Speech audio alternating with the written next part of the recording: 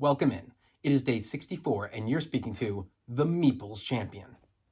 Today I want to jump right into this game. This is a game that is a fantastic group game, and that is The Resistance.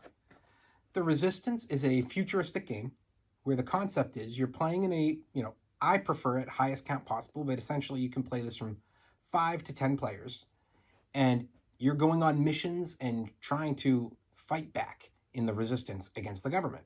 However, some spies have snuck onto your ship. They're on your team. So you're going to have to try to figure out who these spies are, because you got 5 missions, and if you fail 3 of them, you're done. And if you cause disarray, you're done. How can you cause disarray? Well, the idea of the game is simple. You're going to have a team captain, and that person has to nominate however many people need to go on to the mission. So you'll nominate everybody, and then everybody's going to vote. Okay, do we like this team or not? You need at least half of the people to say yes in order for the team to pass. Well, if you've caused enough disarray that fails, and then the next captain gets it and it fails, and then the next captain and it fails, and you fail 5 times in a row, the mission just ends because you literally don't trust each other anymore. So that's one way to end the game. The other way is you've got to slowly, sneakily figure out how to eliminate people from are they or are they not spies. How do you do this? All right, well, you send some people on a mission. The options are pretty simple. If you are part of the resistance, you have to pass the mission. There is no choice. But if you're a spy, you have the option. You can fail the mission or you can pass it. So you go on mission 1 and you have your 3 people who've been sent on the mission and you get 3 passes. Well, that's pretty confident that you're all good for now. Doesn't mean a spy's not there, but you're good. But let's say that you have a fail. Now you have X amount of people who are going to be, depending on your player count, you might have 2, you might have 3 people who are spies. Well, now you've got some suspicion because you're looking at the team and you're going, well, we know at least one of these 3 is a spy. So now you've kind of got some info to go off of. And then you go on your next mission and you end up going through that one and you go, okay, well, we tried again and we did an all new group of people and it was 4 and we got another fail. But this time 2 fails went through. Well, suddenly you start to feel a little bit more confident because you go, all right, well, we knew there were 3 enemies here, 3 spies, and we have 1 spy in this group of 3, we have 2 spies in this group of 4, and there's 3 people over here who have not been in anything, which means they're safe. Now you have some info and you go, we have 3 people we know are not spies. So now it's up to trying to figure out, all right, what can we do to figure out from these other guys? We can't fail again. So you go on your next mission and it says, okay, well, you're back to 3. Oh, well, send these 3. We're good. Got the pass.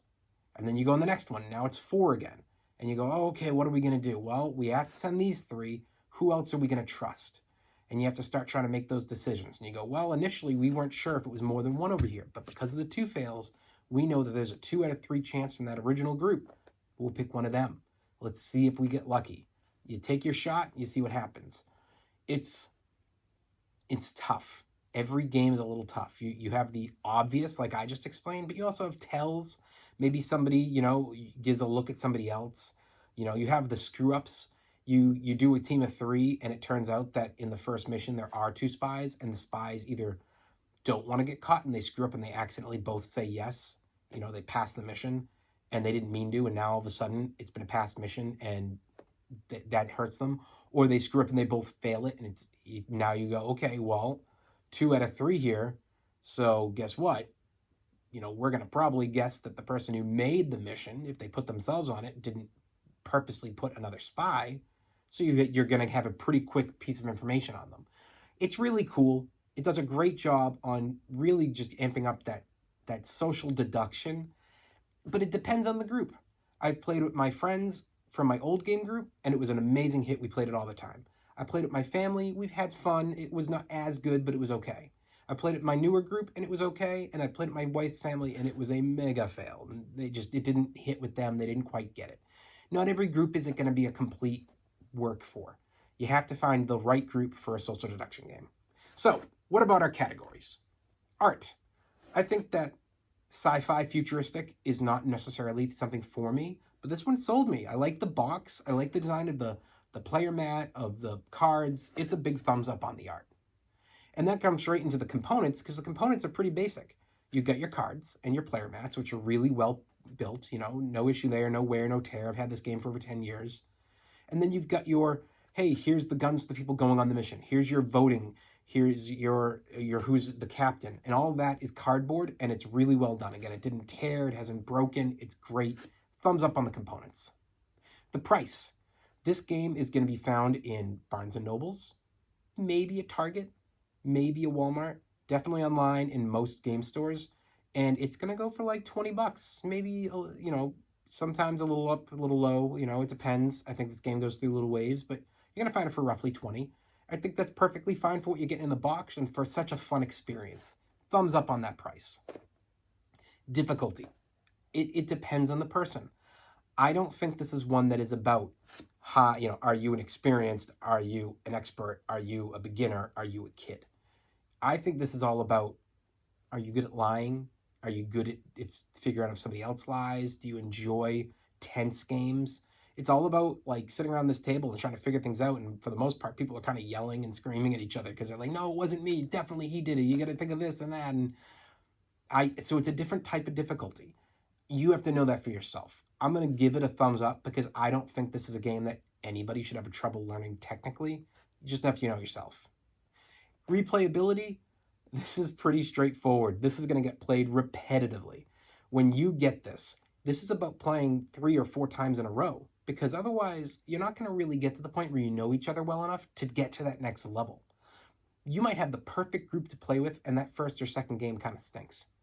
But you might have a group that's not the best to play with, but you would get everybody to play 5 or 6 times straight. And by the 6th game, everybody's really getting in each other's heads. Okay, we know when you're a spy, you always fail. But now you know that I know that. So you start passing.